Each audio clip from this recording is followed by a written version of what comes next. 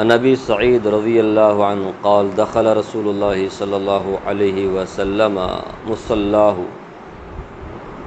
فرأى NASA كأنهم يكتشرون قال اما income لو اکثرتم ذکر حازم اللذات لشغلکم عما اری الموت فاکثروا من ذکر حازم اللذات الموت فإنه لم يأت على القبر يوم إلا تكلم فيقول أنا بيت الغربة وأنا بيت الوحدة وأنا بيت التراب وأنا بيت الدود فإذا دفن العبد المؤمن قال له القبر مرحبا وأهلا أما أن كنت لأحب من يمشي على ظهري إلي فإذ أليتك اليوم وصرت إلي فسترى صنيعي بك قال فيتسع له مد بصره ويفتح له باب إلى الجنة وإذا دفن العبد الفاجر أو الكافر قال له القبر لا مرحبا ولا أهلا أما أن كنت لأبغض من يمشي على ظهري إلي فإذا أليتك اليوم وصرت إلي فسترى صنيعي بك قال فيلتئم عليه حتى يلتقي عليه وتختلف أضلاعه قال رسول الله صلى الله عليه وسلم بأصابعه فأدخل بعضها في جوف بعض قال ويقيض الله له 70 تنينا قال أن واحدا منها نفخ في الأرض ما أنبتت شيئا ما بقيت الدنيا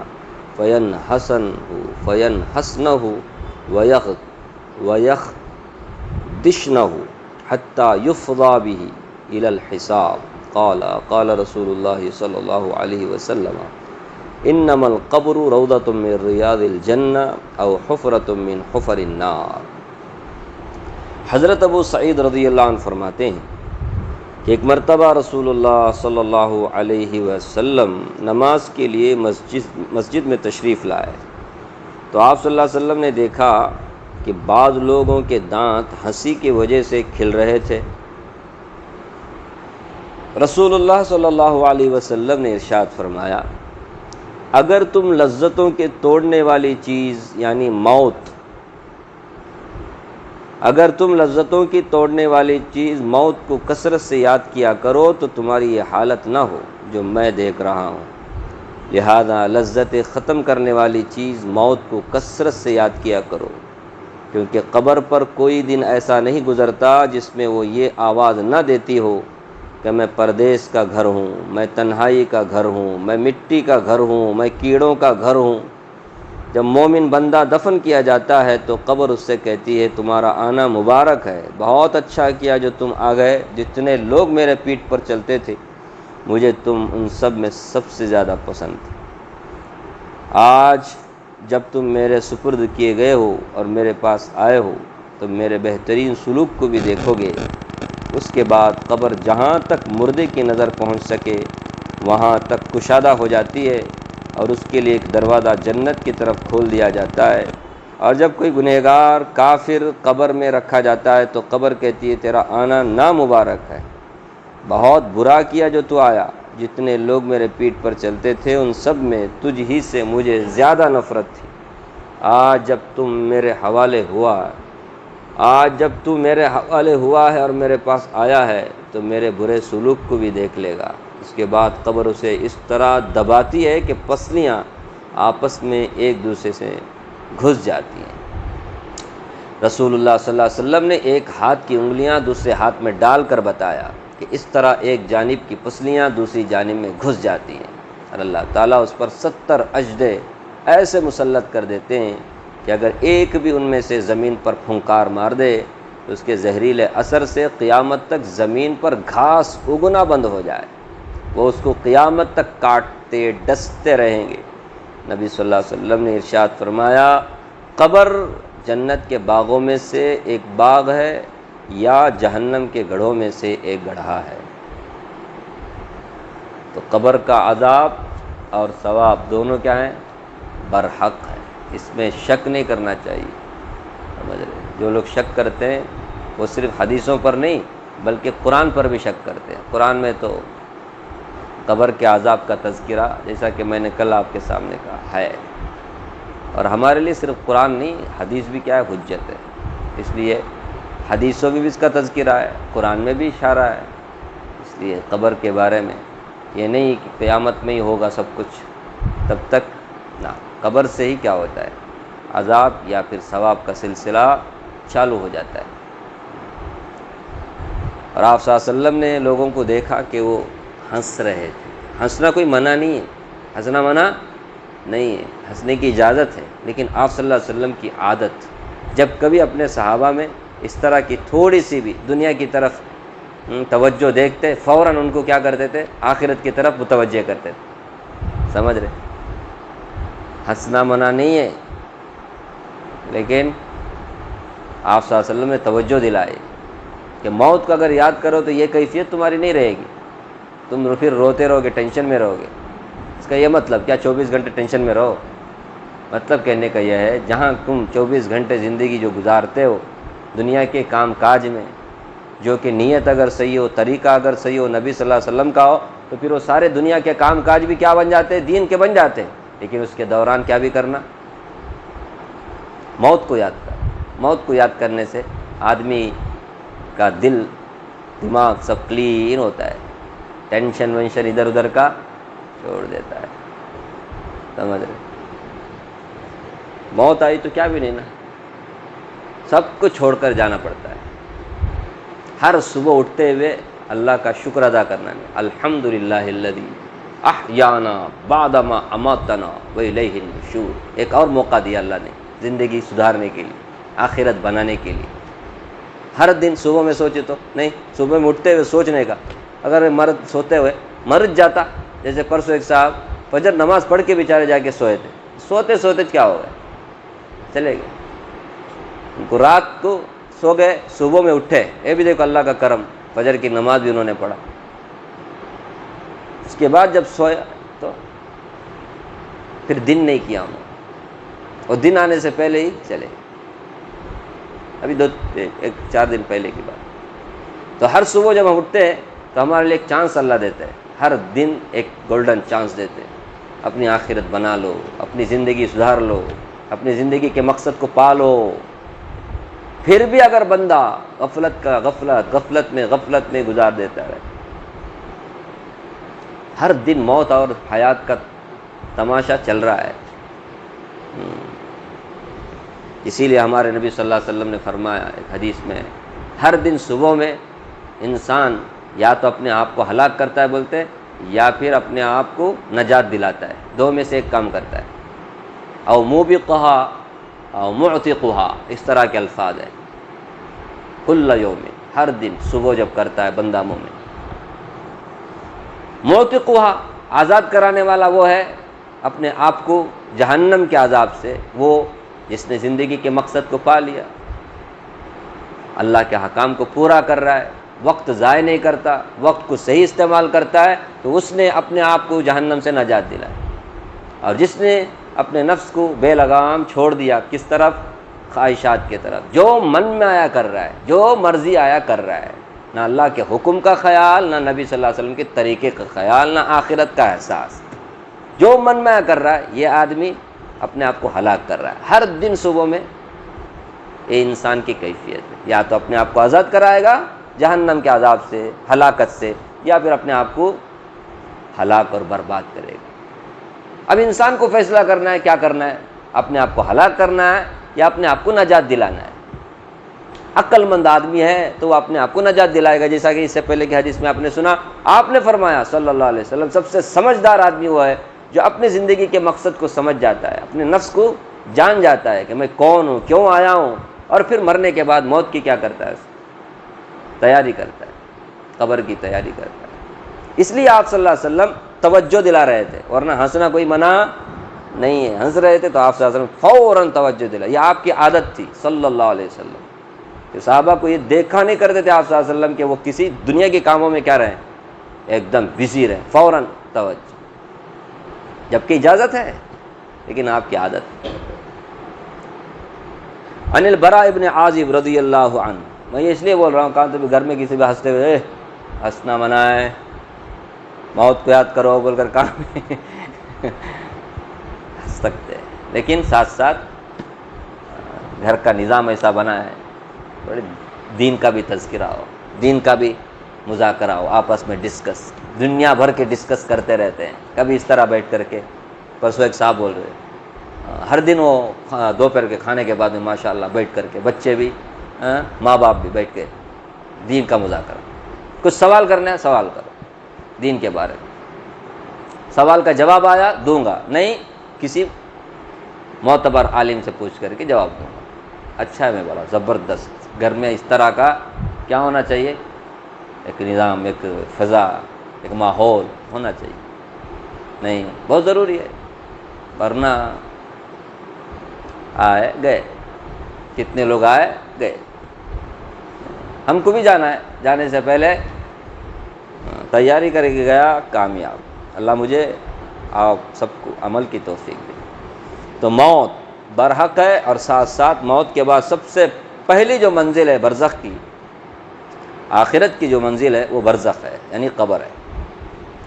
عن البراء ابن عازب رضی اللہ عنہ قال خرجنا مع رسول اللہ صلی اللہ علیہ وسلم فی جنازۃ رجل من الانصار فانتہینا الی القبر ولما یلحد فجلس رسول اللہ صلی اللہ علیہ وسلم وجلسنا حولہ کأنما علی رؤوسنا الطیر وفی یدہ عود ینکت بہ فی الارض فرفع رأسہ فقال استعیذوا باللہ من عذاب القبر مرتین او ثلاثا قال ویأتیہ ملکانی فیجلسانہ فیقولان لہ من ربک فیقول ربی اللہ فیقولان لہ ما دینک فیقول دینی الاسلام فیقولان لہ ما ھذا الرجل الذی بعث فیکم قال فیقول هو رسول اللہ صلی اللہ علیہ وسلم فیقولان ما یدریک فیقول قرأت کتاب اللہ فآمنت به وصدقت قال فینادی مناد من السماء ان قد صدق عبدی فافرشوه من الجنة والبسوه من الجنة وافتحوا له بابا الى الجنة قال فیأتیہ من روحها وطیها قال ويفتح له فيها مد بصره قال وإن الكافر فذكر موته قال وتعاد روحه في جسده ويأتيه ملكان فيجلسانه فيقولان له من ربك فيقول ها ها لا أدري فيقولان له ما دينك فيقول ها ها لا أدري فيقولان له ما هذا الرجل الذي بعث فيكم فيقول ها ها لا أدري فینادی مناد من السماء ان کذب فافرشوه من النار والبسوه من النار وافتحوا له بابا الى النار قال فیأتیہ من حرها والسوء وسمومها قال ویضیق علیہ قبره حتى تختلف فیہ اضلاعه رواہ ابو داود۔ حضرت براء ابن عازب رضی اللہ عنہ سے روایت ہے کہ ہم لوگ نبی صلی اللہ علیہ وسلم کے ساتھ ایک انصاری صحابی کے جنازے میں قبرستان گئے۔ جب ہم قبر کے پاس پہنچے، جو کہ ابھی کھودی نہیں گئی تھی، ابھی کھودی نہیں گئی، کھودنا باقی تھا، نبی صلی اللہ علیہ وسلم وہاں قبر کی تیاری کے انتظار میں تشریف فرما ہوئے، اور آپ کے ارد گرد ہم بھی اس طرح متوجہ ہو کر بیٹھ گئے گویا کہ ہمارے سروں پر پرندے بیٹھے ہوں۔ کیا ادب دیکھو، پرندے بیٹھے ہوں، اس طرح سکون سے ہم بیٹھے تھے۔ ارے پرندے کب بیٹھ سکتے آپ کے سر پر؟ اب آپ سر اپنا حرکت نہ کر رہے ہیں، حرکت کرے تو پرندہ کیا اڑتے ہیں؟ اڑ جاتے ہیں۔ اس سے معلوم ہوتا ہے صحابہ رسول اللہ کا بے حد ادب کرتے تھے، بے حد ادب کرتے تھے، سمجھ رہے؟ اسی لیے علماء نے لکھا ہے، دین کی جب بات ہوتی ہے، اللہ اللہ کے رسول کی بات ہوتی ہے، قرآن حدیث کی بات ہوتی ہے، اسے ادب سے سننا چاہیے۔ کیوں؟ کیونکہ بات کس کی ہو رہی ہے؟ ارے کس کی ہو رہی ہے؟ اللہ کی ہو رہی ہے۔ کس کی ہو رہی ہے؟ رسول اللہ کی ہو رہی ہے۔ اگر رسول اللہ بیٹھ کر بات کرتے تو ایسے ہی ٹیک لگا کر کے ادھر ادھر بیٹھ کر کے سنتے؟ سچ بول، کیا لیا تو ایسا کرتے؟ اگر ہمارے سامنے ابھی کوئی موٹیویشن بیان کرنے والا، موٹیویٹ بیان کرنے والا، آج کل یہ سب ٹرینڈ میں چل رہا ہے. کیا لیاقت بھائی کیا کرتے؟ وہاں بیٹھتے سامنے آ کے بیٹھتے. انہیں چاہے ہیٹ پہن کر کیوں بیٹھا کھڑا ہو آپ کے سامنے بات کرنے کے لیے، بھاشن کرنے کے لیے. کیا ادب ہے، کیا عزت ہے، کیا ریسپیکٹ ہے. صحابہ رسول اللہ کا اتنا ریسپیکٹ کرتے، اتنا ادب کرتے تھے. آج ہم لوگوں کے اندر ہے ہی نہیں. رسول اللہ کی بات ہو رہی ہوئی بول کر کے نہیں. وہ اگر دنیا کا کوئی قصہ کہانی فلم کوئی فوراً کیا ہو جاتے تھے. کتنا فرق ہے. تو سمجھ میں بات آتی نہیں آتی بات. کب آتی معلوم ہے؟ قبر کے سپرد ہونا رہے گا تبھی سمجھ میں آتی بات. تعلیم کا ادب ہے. جو جتنا محتاج ہو کر کے دین کی بات سنے گا وہ اتنا کیا ہوگا؟ دین سیکھے گا، دین پر عمل کرے گا. معلومات ہونا بڑی بات نہیں ہے. معلومات ہے نا، معلومات یہودیوں کو ہم سے زیادہ ہے. یہودیوں کو ہم سے زیادہ ہے. اور سب سے زیادہ معلومات تو شیطان کچھ ہے. انہیں اگر وہ معلومات نہیں رکھتا تو ہمارے کو گمراہ کرتا تھا کیا؟ اس کے پاس کیسے کیسے ٹرکس ہیں معلوم. تو معلومات کا ہونا کوئی بڑی بات نہیں. اصل ہے زندگی میں دین ہو، ادب ہو، لحاظ ہو، تمیز ہو، احترام ہو، مسجد کا، قرآن کا، حدیث کا. کیا کہتے ہیں؟ بات کڑوی لگتی نہیں. ہمارا کام آئینہ دکھانے کا ہے، دیکھنے کا آئینہ، اور اپنے آپ کو آئینہ دکھانے والے کچھ آپ برابر نہیں بولے تو کیسے؟ کیا کہتے ہیں؟ آئینہ دکھانا ہمارا کام، اپنے کو سنوارنا تمہارا کام. کیا لیا کریں؟ سدھارو سنوارو نہیں تو کہتے. پھر کیا بول رہا تھا میں؟ جب قبر کے پاس ہم بیٹھے ہوئے تھے آپ کے ارد گرد ہم بھی اس طرح متوجہ ہو کر بیٹھے گویا ہمارے سروں پر پرندے بیٹھے ہوں. اتنا اطمینان، سکون کے ساتھ، ادب کے ساتھ. اور آپ کے ہاتھ میں لکڑی تھی جس سے زمین کو آپ کورید رہے تھے. سمجھ رہے؟ آپ کا انداز دیکھیے. آپ کورید رہے تھے جو کسی گہری سوچ کے وقت ہوتا ہے. جیسے ہم لوگ بھی ذرا سوچ میں ہے تو سر کو کھجاتے رہیں. آپ صلی اللہ علیہ وسلم ایسے بیٹھ کر لکڑی کیا کر رہے تھے؟ لکڑی سے زمین کو رید رہے تھے. پھر آپ صلی اللہ علیہ وسلم نے اپنا سر مبارک اٹھایا اور 2 یا 3 مرتبہ فرمایا، 2 یا 3 مرتبہ کہ عذاب قبر سے اللہ کی پناہ مانگو. عذاب قبر سے اللہم انی اعوذ بک من عذاب القبر. ہمارے نبی صلی اللہ علیہ وسلم جہاں بہت ساری چیزوں سے پناہ مانگتے تھے وہاں عذاب قبر سے بھی پناہ مانگتے تھے. فرمایا عذاب قبر سے اللہ تعالیٰ کی پناہ مانگو. پھر ارشاد فرمایا اللہ کا مومن بندہ اس دنیا سے منتقل ہو کر جب عالم برزخ میں پہنچتا ہے، یعنی قبر میں دفن کر دیا جاتا ہے، تو اس کے پاس 2 فرشتے آتے ہیں.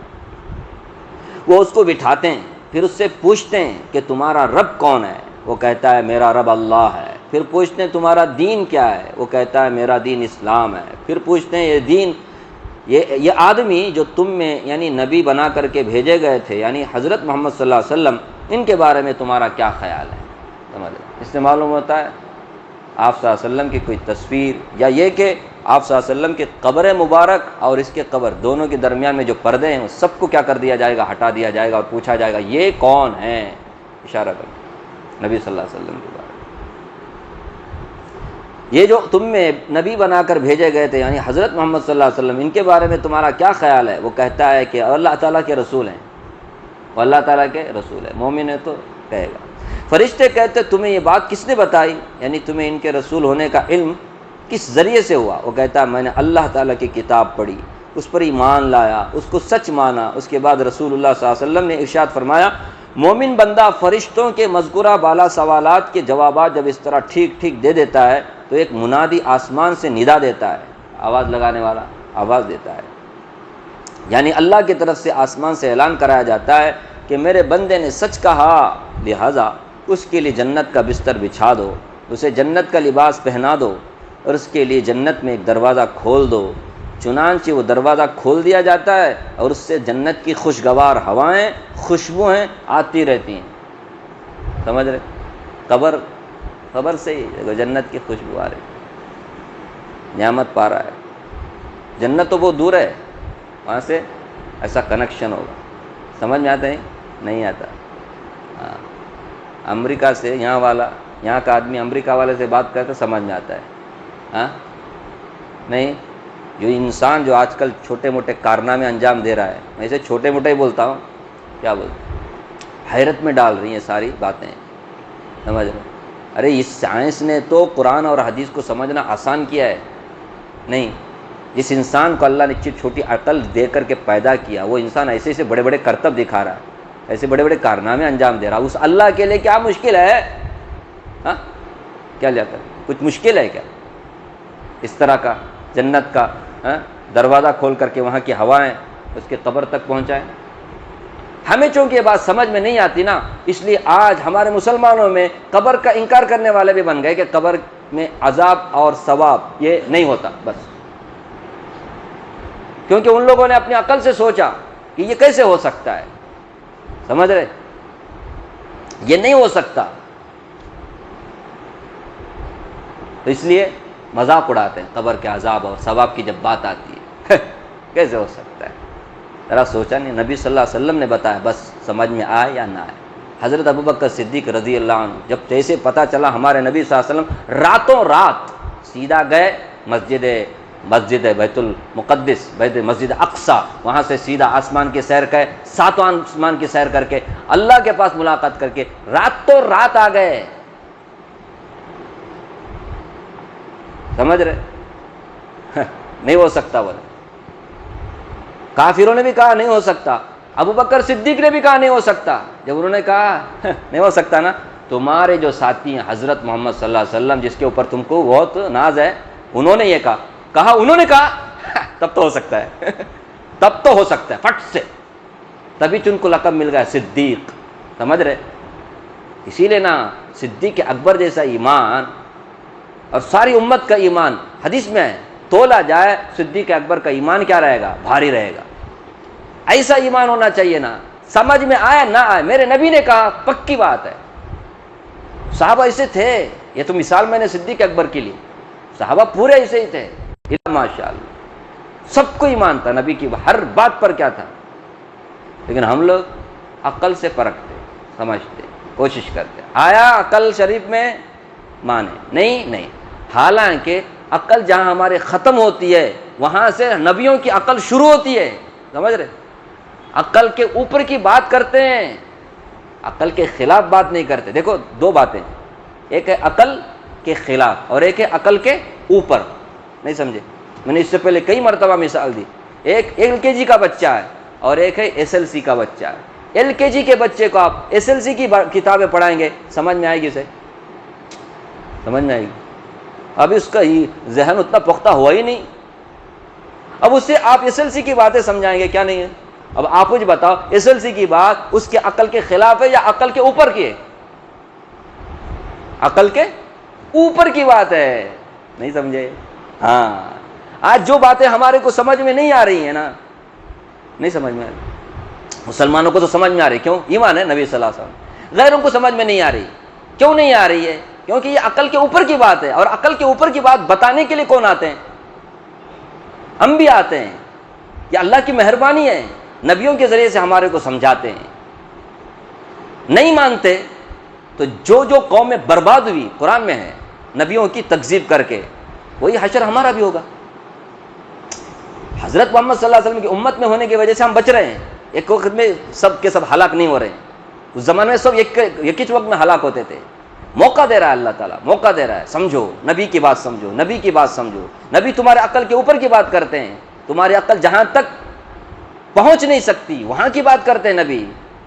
آج سمجھ نہیں رہے، آج مان نہیں رہے، تو ایک دن ماننا پڑے گا یہ جب قبر میں جائیں گے. دیکھو آگے کیا کہہ رہے ہیں، دیکھو آگے کیا کہہ رہے ہیں حضرت محمد صلی اللہ علیہ وسلم. یہ تو مومن کی بات ہو گئی کہ جنت کے دروازے اس کے لیے کھول دیے جاتے ہیں. تو میں جو بات اٹھایا تھا، بات سمجھا سکا ہوں میں، مجھے معلوم نہیں. خیر اللہ مجھے بھی آپ کو بھی نبی کی بات پر ایمان رکھنے کی توفیق دے. عقل میں آئے یا نہ آئے ہمیں ماننا ہے. اب اس کے بعد دیکھو ہمارے نبی صلی اللہ علیہ وسلم نے فرمایا قبر اس کے لیے حد نگاہ تک کھول دی جاتی ہے. یہ حال قبر حد نگاہ تک، حد نگاہ بولے تو آدمی کی جو نگاہ ہے نا، ابھی دنیا میں جو ہم دیکھ رہے ہیں نا، یہ زیادہ سے زیادہ 100 میٹر یا اس کے اوپر کا وضع ایک دم صاف نہیں دکھائی دیتا. لیکن مرنے کے بعد آنکھ بہت تیز ہو جاتی ہے. سمجھ رہے؟ ہماری آنکھ مرنے کے بعد ارے فرشتوں کو دیکھ لیتی ہے، بولتے مرنے والا نہیں، مرنے والا فرشتوں کو دیکھ لیتا ہے، دیکھ لیتا ہے، تیز ہو جاتی ہے۔ اب حد نگاہ تک اس کی قبر کیا ہو جاتی ہے، چوڑی ہوتی، کتنی چوڑی ہوگی۔ اب ہمیں ایک بات سمجھ میں نہیں آتی، نہیں ڈاکٹر اگر بولا تمہارے بدن میں شوگر ہے، فوراً سمجھ میں آئی بات، اس میں فائبر ہے، اس میں لوہا ہے، اس میں مٹی ہے، اس میں سمجھ میں آئی بات۔ نبی کی بات قبر میں ہمیں تو کتنے کی مرتبہ قبر کھود کے دیکھا، نہیں چاہے اس میں کیا بھی، نہ ہوا آ رہی ہے، نہ عذاب ہے، نہ سانپ ہے، نہ بچو ہے، کچھ بھی نہیں۔ یہ ہے اس طرح مذاق نبی کی باتوں کا، ہم ایسے نہیں بننے کا۔ تو بہرحال حد نگاہ تک یہ حال تو رسول اللہ نے مرنے والے مومن کا بیان فرمایا۔ اس کے بعد آپ صلی اللہ علیہ وسلم نے کافر کی موت کا ذکر کیا اور ارشاد فرمایا مرنے کے بعد اس کی روح اس کے جسم میں لوٹا دی جاتی ہے، اور اس کے بعد بھی اس کے پاس بھی دو فرشتے آتے ہیں، اس کو بٹھاتے ہیں، اس سے پوچھتے ہیں تیرا رب کون ہے؟ وہ کہتا ہے ہائے افسوس میں کچھ نہیں جانتا۔ پھر فرشتے اس سے پوچھتے ہیں تیرا دین کیا تھا؟ وہ کہتا ہے ہائے افسوس میں کچھ نہیں جانتا۔ پھر فرشتے اس سے کہتے ہیں یہ آدمی جو تمہارے اندر بحیثیت نبی کے بھیجا گیا تھا، تمہارا اس کے بارے میں کیا خیال تھا؟ وہ پھر بھی یہی کہتا ہے ہائے افسوس میں کچھ نہیں جانتا۔ یہ کون کہے گا؟ یہی دنیا میں عقل زیادہ چلا ہے نا، وہ ایسے ہی کہے گا۔ نبی کی بات پر جسے وشواس نہیں تھا وہ ایسے ہی کہے گا افسوس میں نہیں جانتا۔ اس سوال جواب کے بعد آسمان سے پکارنے والا اللہ کی طرف سے پکارتا ہے کہ اس نے جھوٹ کہا ہے۔ پھر اللہ تبارک و تعالیٰ کی طرف سے ایک منادی آواز لگاتا ہے کہ اس کے لیے آگ کا بستر بچھا دو، آگ کا بستر بچھا دو، اور اسے آگ کا لباس پہنا دو، اور اس کے لیے دوزخ کا ایک دروازہ کھول دو۔ چنانچہ یہ سب کچھ کر دیا جاتا ہے۔ رسول اللہ صلی اللہ علیہ وسلم فرماتے ہیں دوزخ کے اس دروازے سے دوزخ کی گرمی اور جلانے جھلسانے والی ہوائیں اس کے پاس آتی رہتی ہیں، اور قبر اس پر اتنی تنگ کر دی جاتی ہے جس کی وجہ سے اس کی پسلیاں ایک دوسرے میں گھس جاتی ہیں۔ سمجھ رہے؟ تو عذاب اور ثواب دونوں کیا ہیں؟ برحق ہے۔